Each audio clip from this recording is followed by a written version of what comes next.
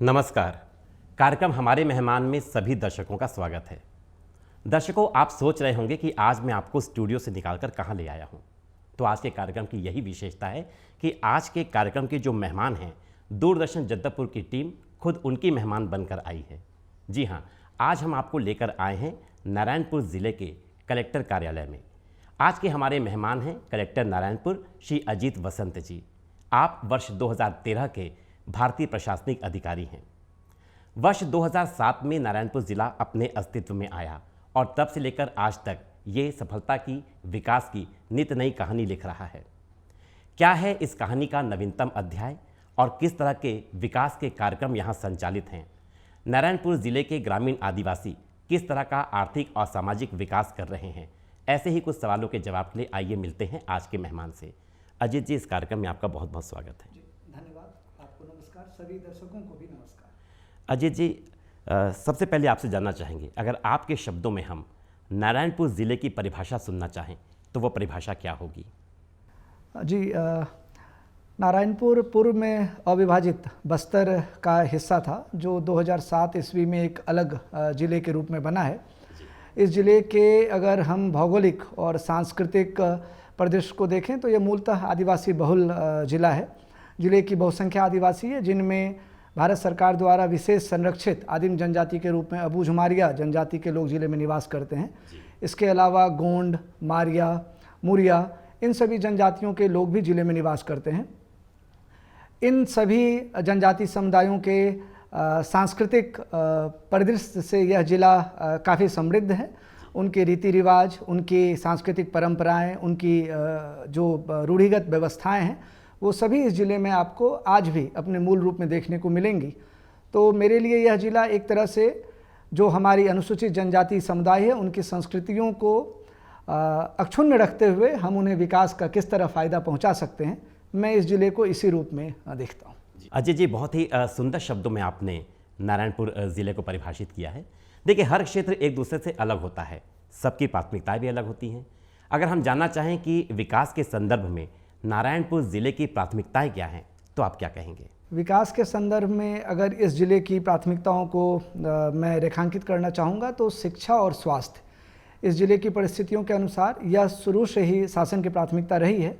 और एक अधिकारी के रूप में मेरी भी शिक्षा और स्वास्थ्य, ये दो मेरे लिए सर्वोच्च प्राथमिकताएं हैं, क्योंकि एक तरह से ज़िले का कुछ क्षेत्र जो है वो भौगोलिक रूप से कुछ क्षेत्र अभी हाल में ही मतलब हमारी पहुंच में आए हैं और कुछ क्षेत्रों में अभी भी थोड़ा भौगोलिक अवरोध है।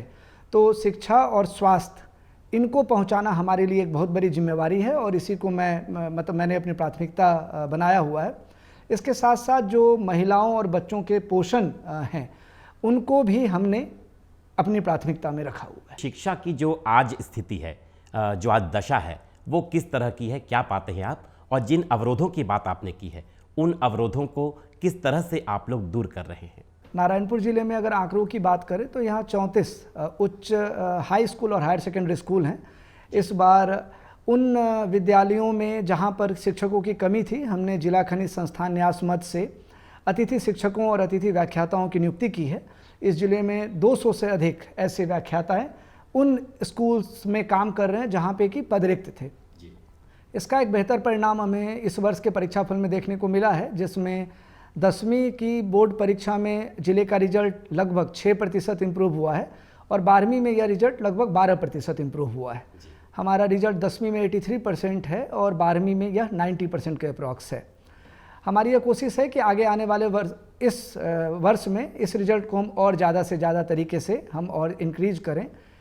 इसके साथ ही जो हमारे स्कूल्स के जो मेधावी बच्चे हैं, उनको हम कॉम्पिटिटिव एग्ज़ाम्स की, इंजीनियरिंग और मेडिकल एग्ज़ाम की तैयारी के लिए हम जिला प्रशासन की तरफ से उनके लिए इस वर्ष से हम कोचिंग स्टार्ट करने जा रहे हैं, ताकि वे बच्चे जिनके पास पर्याप्त संसाधन नहीं है या जो किसी कारण से बड़े शहरों की तरफ नहीं जा सकते हैं कोचिंग करने के लिए, उनको इसी ज़िले में स्थानीय सुविधाएं हम दे सकें। इसके अलावा ज़िले में माननीय मुख्यमंत्री महोदय के निर्देशानुसार आत्मानंद विद्यालय, स्वामी आत्मानंद उत्कृष्ट विद्यालय चल रहे हैं। मैं आपको बताना चाहूँगा कि इस वर्ष जो 10th का जो टॉपर एक बालिका है, वह स्वामी आत्मानंद उत्कृष्ट विद्यालय की ही छात्रा है। उस विद्यालय, जो विद्यालय पहले से चल रहे हैं और जो नए विद्यालय स्वीकृत हुए हैं, उनके लिए संसाधन हमने नए विद्यालय के भवन, नए पुस्तकालय, जो उनके लैब्स होते हैं, इन सबों के लिए डीएमएफ से हमने उनको सैंक्शन किया है। इसके साथ ही शिक्षा के क्षेत्र में हमारी यह कोशिश ये है कि अलग अलग कॉम्पिटिशन्स के जो एग्ज़ाम्स होते हैं भारत सरकार और राज्य सरकार के स्तर पे, आदिवासी विकास विभाग की तरफ से उनकी भी कोचिंग दी जाती है और हम यह कोशिश कर रहे हैं कि ज़्यादा से ज़्यादा ज़िले का प्रतिनिधित्व तो उसमें बढ़ सके। तो शिक्षा के क्षेत्र में कुछ क्षेत्र जो अभी तक भौगोलिक रूप से दूर में हैं, वहाँ पे हम उन कमियों को दूर करने की कोशिश कर रहे हैं। मैं आपको यह भी बताना चाहूँगा कि हमने डीएमएफ मद से 80 स्कूल सैंक्शन किए हैं जो भवन विहीन विद्यालय थे यहाँ पे। वो जिला प्रशासन के पास एक फंड होता है जिला खनिज संस्थान न्यास मद से, तो हमने स्कूल सैंक्शन किए हैं ताकि, और हमने ये लक्ष्य किया है कि आगामी 3 माह में जिले का कोई भी विद्यालय भवन विहीन और जर्जर ना हो, ताकि जो हमारे बच्चे हैं उनको पढ़ने के लिए एक प्रॉपर स्पेस वहाँ पे हम उनको दे सकें। अगर हम रोज़गार के संदर्भ में आपसे जानना चाहें कि किस तरह की शिक्षा यहाँ के युवाओं को दी जा रही है जिससे एक बेहतर भविष्य का वो निर्माण कर सके, तो वो कार्यक्रम कौन से हैं? शिक्षा को रोजगार से जोड़ने के लिए शासन की जो योजनाएं हैं, जैसे यहाँ पे लाइवलीहुड कॉलेज है और राष्ट्रीय ग्रामीण आजीविका मिशन है जी, इसके तहत यहाँ पर ITI है। हम उनके तहत जो यहाँ के युवा हैं उनको हम प्रशिक्षित करते हैं जी। अभी हाल ही में शासन से निर्देश प्राप्त हुआ है, जो शासन की एक बेरोजगारी भत्ता से संबंधित योजना है, उसमें शासन के निर्देश हैं कि जितने बच्चे इसमें, जितने युवक इसमें पात्र बन रहे हैं, जी हाँ, उन सबों की एक प्रोफाइलिंग करके उनके पसंद के ट्रेड में उनको चयन किया जाए। हम नेक्स्ट वीक से हम इस प्रशिक्षण को भी स्टार्ट करेंगे। हमारी यह भी कोशिश है कि ज़िले में 2 माइंस हैं और माइंस में अलग अलग ट्रेड में लोगों को रोजगार के अवसर रहते हैं, तो जो हमारे इस ज़िले के युवक हैं उनको हम माइंस के ट्रेड के अनुसार हम प्रशिक्षित करें और इसमें हम उन 2 माइंस की भी मदद ले रहे हैं और हम आगे भी लेंगे ताकि अधिक से अधिक संख्या में लोगों को वहाँ पर रोजगार मिल सके जी। लाइवलीहुड कॉलेज में जो उनके ट्रेड्स हैं उनमें अलग अलग ट्रेड्स हैं, जैसे इलेक्ट्रीशियन, प्लम्बर, इन सबों की अक्सर मांग रहती है ज़िले में। तो हम इस ज़िले के नव जो हमारे युवक हैं उनको हम लाइवलीहुड कॉलेज में, ITI में, इन सभी ट्रेड्स में भी प्रशिक्षित करते हैं ताकि वो अधिक से अधिक जो मार्केट की जो डिमांड है उसके अनुसार रोजगार अपना खोज करके और फिर वहाँ पे एम्प्लॉय हो सके जी। नारायणपुर ज़िला अपने स्वास्थ्य संसाधनों के संदर्भ में कितना समृद्ध है? कैसी स्वास्थ्य सुविधाएं यहाँ के लोगों को मुहैया आप करा रहे हैं? नारायणपुर ज़िले के अगर प्रदेश को देखते हैं तो इस ज़िले में 2 ब्लॉक हैं, नारायणपुर और ओरछा जी। मैं बताना चाहूँगा कि जो ओरछा ब्लॉक है वह वामपंथी उग्रवाद से प्रभावित क्षेत्र है और उस क्षेत्र में पिछले वर्षों में संसाधन, वहाँ पर जो हमारे स्वास्थ्य संसाधन है उनमें काफ़ी सुधार हुआ है। ओरछा में आज एक सामुदायिक स्वास्थ्य केंद्र है, साथ ही कई जगह प्राथमिक स्वास्थ्य केंद्र वहाँ पे चल रहे हैं। नारायणपुर ब्लॉक में नारायणपुर जिला मुख्यालय में जिला अस्पताल है जिनमें लगभग सभी विशेषज्ञ वहाँ पे नियुक्त हैं और इस जिले जो नारायणपुर ब्लॉक का जो इंस्टीट्यूशनल डिलीवरी है वो लगभग 100% है जी।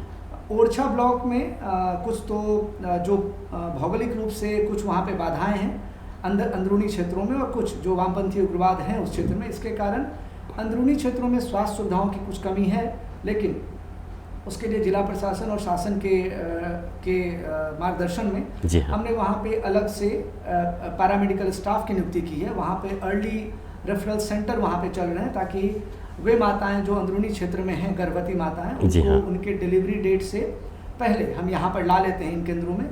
इनको फिर यहाँ पर निःशुल्क भोजन और चिकित्सा सुविधाएं प्रदान की जाती है ताकि जो मातृ मृत्यु दर है, जो शिशु मृत्यु दर है, वो काफ़ी कम हो सके। इन्हें हमने स्वास्थ्य साथी का नाम दिया हुआ है। ये अंदरूनी क्षेत्रों में जाते हैं, चाहे वहाँ पे टीकाकरण हो या जो सीजनल बीमारियाँ होती हैं जी हाँ, उनको उनके बारे में लोगों को जागरूक करते हैं। वो मच्छरदानी का प्रयोग करें क्योंकि जो ओरछा का क्षेत्र है वो काफ़ी ज़्यादा मलेरिया प्रोन एरिया में आता है जी। तो उनको मच्छरदानियों के बारे में, पानी को उबाल करके पिए। तो ये जो हमारा स्वास्थ्य का अमला है वो वहाँ पे काम कर रहा है। जानना चाहेंगे कि अगर हम नारायणपुर ज़िले को अगर कुपोषण से मुक्त ज़िले के रूप में देखना चाहें तो इस दिशा में किस तरह के काम हो रहे हैं? यहाँ पर ज़िले में महिला बाल विकास विभाग के द्वारा सभी क्षेत्रों में आंगनवाड़ी केंद्रों का संचालन किया जाता है। जी। वहाँ पर बच्चे आते हैं और उन बच्चों को शासन की तरफ से रेडी टू ईट और गर्म भोजन दिया जाता है।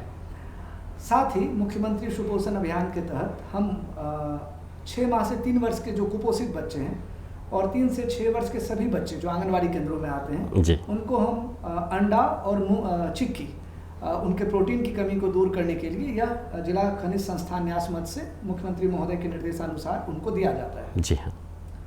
इसके बावजूद अगर कोई बच्चा फिर भी अगर कुपोषित पाया जाता है तो जिले में हमने पोषण पुनर्वास केंद्र ये जिले में संचालित हैं। जी। ये कुछ पोषण पुनर्वास केंद्र ओरछा के क्षेत्र में ये रामकृष्ण मिशन संस्था द्वारा संचालित है, लेकिन छोटे डोंगर में, जिला अस्पताल नारायणपुर में और ओरछा सामुदायिक स्वास्थ्य केंद्र में यह शासन और प्रशासन के द्वारा संचालित है। छोटे डोंगर में अभी हमने पिछले माह ही एक और पोषण पुनर्वास केंद्र को स्टार्ट किया है। जी। वहाँ पर कुपोषित बच्चे अपनी माताओं के साथ आते हैं, वहाँ पे 15 दिवस तक वो रहते हैं। उनके पूरे एक जो डॉक्टर द्वारा प्रिस्क्राइब जो उनका डाइट पैटर्न है जी। उस डाइट पैटर्न पे हम उन बच्चों को 15 दिवस तक रखते हैं और फिर जब वो बच्चा वजन गेन कर लेता है तब हम उस बच्चे को वहाँ से डिस्चार्ज करते हैं। साथ ही बच्चे के साथ उसकी माता आती है जी। तो जो माताओं को मजदूरी का नुकसान होता है इसके लिए शासन की तरफ से उनको 15 दिवस के लिए प्रति दिवस 150 रुपये को उनको एक तरह से क्षतिपूर्ति भुगतान भी किया जाता है। जी हाँ। तो इस योजना का प्रभाव काफ़ी अच्छा पड़ रहा है। आपसे जानना चाहेंगे, आपने वामपंथी उग्रवाद की बात कही है, तो नारायणपुर ज़िला जब ये नाम आता है लोगों के जहन में, उनके सामने, तो सबसे पहला सवाल उनके मन में यही उठता है कि शांति और सुरक्षा की स्थिति यहाँ क्या है। तो हम आपसे जानना चाहेंगे कि किस तरह का समन्वय ज़िला प्रशासन पुलिस प्रशासन के साथ और अर्धसैनिक बलों के साथ कर रहा है जिससे कि यहाँ पर शांति और सुरक्षा का माहौल बना रहे। वामपंथी उग्रवाद से उत्पन्न चुनौतियों का सामना करने में जिला प्रशासन, पुलिस प्रशासन और जो हमारे अर्धसैनिक बल हैं यहाँ पर ज़िले में, आईटीबीपी और बीएसएफ के यहाँ पे उनकी कंपनीज हैं यहाँ पे, ये तीनों एक समन्वय में एक ही प्लेन पर काम करते हैं। और जैसा छत्तीसगढ़ शासन का एक जो वामपंथी उग्रवाद की चुनौतियों से निपटने के लिए सुरक्षा, विकास, इन सबों के साथ, सुरक्षा के साथ विकास का एक जो निर्देश है उसके साथ ही यहाँ पर काम करते हैं।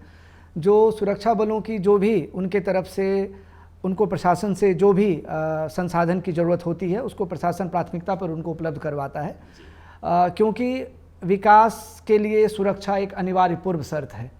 अगर किसी क्षेत्र में जब तक हम जनता को, आम जनता को सुरक्षित माहौल नहीं दे पाएंगे तब तक विकास वहाँ पे सस्टेनेबल नहीं हो सकता है।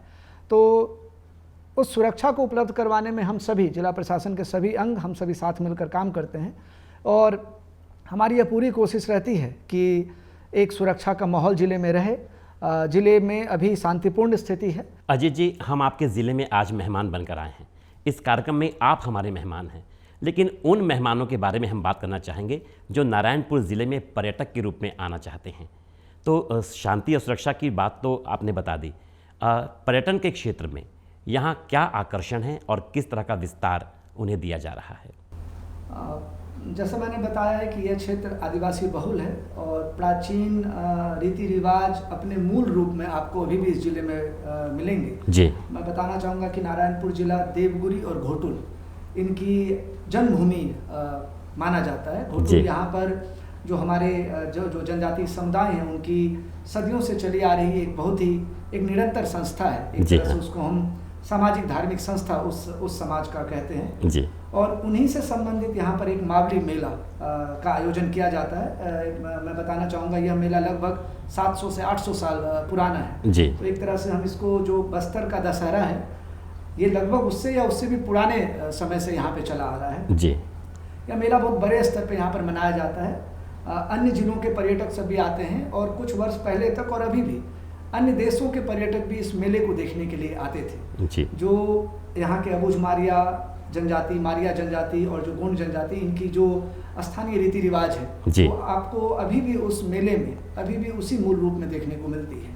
तो मावली मेला इस क्षेत्र में बहुत ही बड़े स्तर पर मनाया जाता है जिसका आयोजन नारायणपुर में ही होता है जी। इसके अलावा यहाँ पर बिंजली डैम है जिसमें एक उसको देखने के लिए भी काफ़ी पर्यटक आते हैं जी।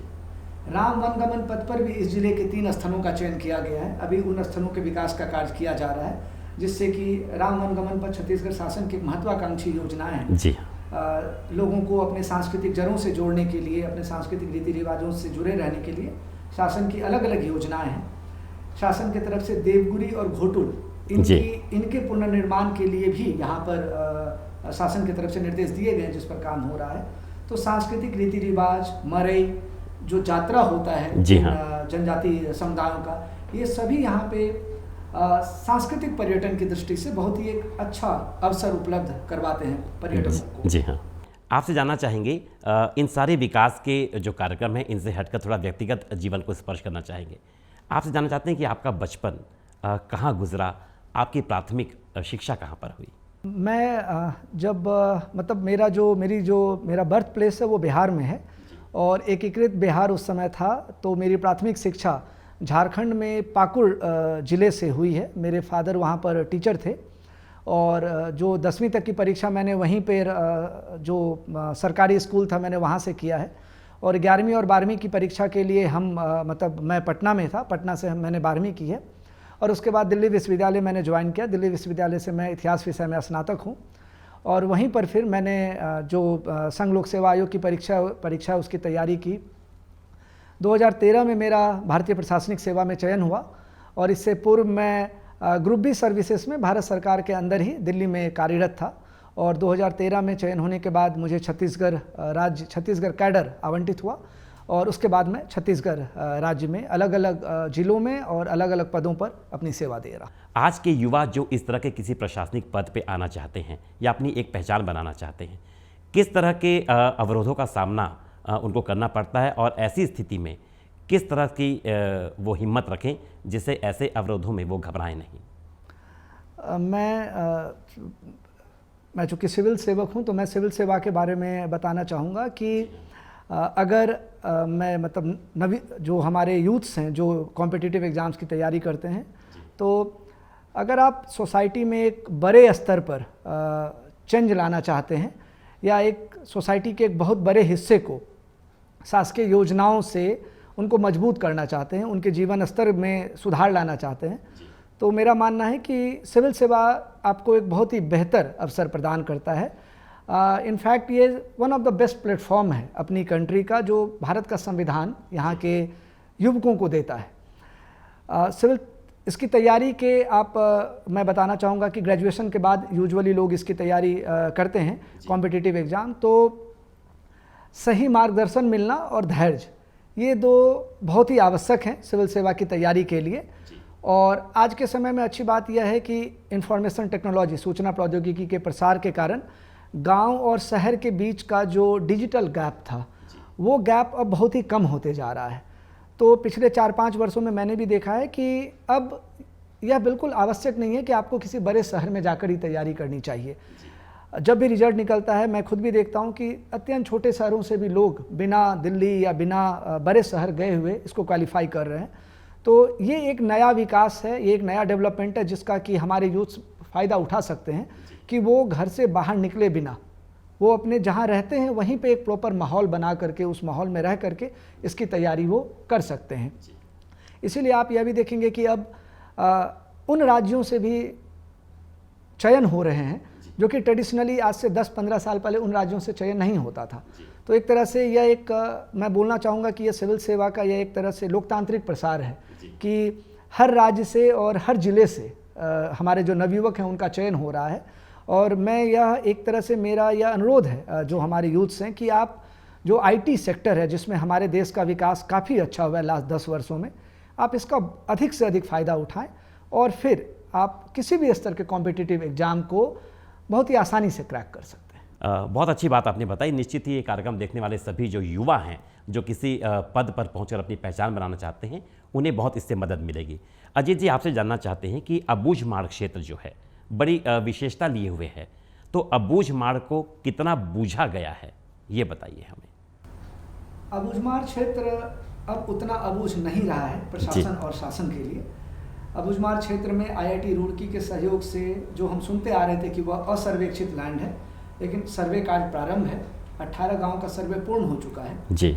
साथ में ही मसाहती पट्टों के रूप में अबूझमाड़ के लगभग सभी गांवों में 7000 से ज़्यादा पट्टों का वितरण किया गया है जी। इस वर्ष पहली बार अबूझमाड़ के 700 से ऊपर किसानों ने शासन की योजना के तहत धान विक्रय किया है।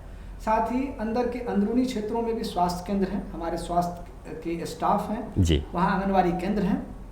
उन क्षेत्रों से बच्चे ओरछा और नारायणपुर में आकर पढ़ते हैं।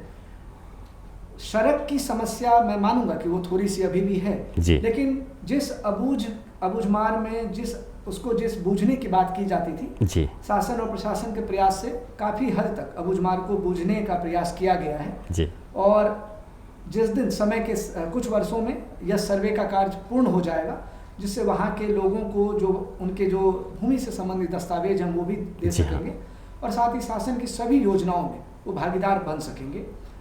मैं ये बताना चाहूँगा कि अंदरूनी क्षेत्रों में जो शासन की जल जीवन मिशन की योजना है, जल जीवन मिशन की योजना को इम्प्लीमेंट कर रहे हैं। कुतुल ऐसे पंचायतों में जो जिसको कि काफ़ी अंदरूनी क्षेत्र माना जाता है, वहाँ पे भी जल जीवन मिशन योजना के कार्य पूर्ण हो चुके हैं। जी। तो शासन की सभी विंग, सभी जो अंग हैं, वो सभी अपनी अपनी योजनाओं को लेकर जा रहे हैं वहाँ पर। और जो यह अबूझमार के साथ जो अबूझ की एक संज्ञा लगी हुई है, जी हाँ, मैं उम्मीद करता हूँ कि आने वाले वर्षों में अबूझमार में सभी वहाँ की आम जनता के लिए और प्रशासन के लिए भी कुछ भी अबूझ नहीं रहे। जी, ये बहुत अच्छी बात आपने कही। आपसे जानना चाहेंगे कि अगर हम खेल जगत की बात करें तो हम देखते हैं कि नारायणपुर ज़िला जो है वो इस समय राष्ट्रीय स्तर पर, अंतर्राष्ट्रीय स्तर पर अपनी पहचान बना रहा है और इसमें अबूझमाड़ का एक बड़ा योगदान है। उस योगदान के बारे में हमें बताइए। नारायणपुर जिला मलखम्ब खेल के लिए पूरे छत्तीसगढ़ में प्रसिद्ध है। यहाँ पर अभी हाल में ही भूटान में आयोजित वर्ल्ड कप चैंपियनशिप में नारायणपुर जिले के 3 यूथ्स ने, बालक और बालिकाओं ने छत्तीसगढ़ राज्य का प्रतिनिधित्व किया है और वो उन तीनों ने स्वर्ण कप जीतकर नारायणपुर जिले का और छत्तीसगढ़ राज्य का और भारत देश का उन्होंने नाम रोशन किया है। मलखम्ब के लिए यहाँ पे शासन की तरफ से एक एकेडमी सैंक्शन हुई है जी। और एकेडमी का निर्माण अभी बहुत जल्दी प्रारंभ कर लिया जाएगा। उन बच्चों को चाहे हम CSR के माध्यम से हो या DMF के माध्यम से हो, जो भी मलखम्ब का प्रशिक्षण ले रहे बच्चे हैं जी, उनको यहाँ पे हम सुविधाएं मुहैया करवाते हैं और अभी उनके लिए एक अलग से प्रशिक्षक की भी नियुक्ति अगले इस वीक तक पूर्ण कर ली जाएगी जी। उस खेल के लिए यहाँ पे बहुत ही अच्छा माहौल है और चाहे राष्ट्रीय चैंपियनशिप हो या इंटरनेशनल चैंपियनशिप हो, सभी में यहाँ के बच्चे नाम कर रहे हैं। इसके अलावा मैं बताना चाहूँगा कि फुटबॉल का भी जिले में बहुत ही अच्छा माहौल है। यहाँ पे रामकृष्ण मिशन संस्था में अबूझमार के बच्चे वहाँ पर पढ़ते हैं और उन बच्चों ने छत्तीसगढ़ राज्य का प्रतिनिधित्व, जितनी भी बड़ी प्रतियोगिताएं हैं, चाहे सुब्रतो कप हो या और भी अधिक बड़ी प्रतियोगिताएं हैं, उनमें वो छत्तीसगढ़ राज्य का प्रतिनिधित्व करते हैं और हर वर्ष किसी न किसी स्थान पर रहते हैं।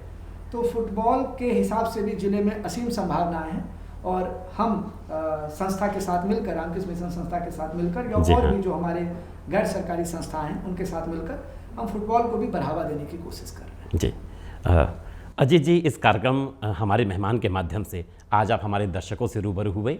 आपने ये बताया कि किस तरह से नारायणपुर ज़िला जो है वो आज विकास के नए अध्याय जो है वो लिख रहा है। यहाँ की जो योजनाएं हैं विकास की और यहाँ के लोगों का जो आर्थिक सामाजिक विकास हो रहा है, इन सारी बातों के लिए इस कार्यक्रम में हमारे साथ जुड़ने के लिए हम आपका बहुत बहुत धन्यवाद करते हैं। आपका भी बहुत बहुत धन्यवाद।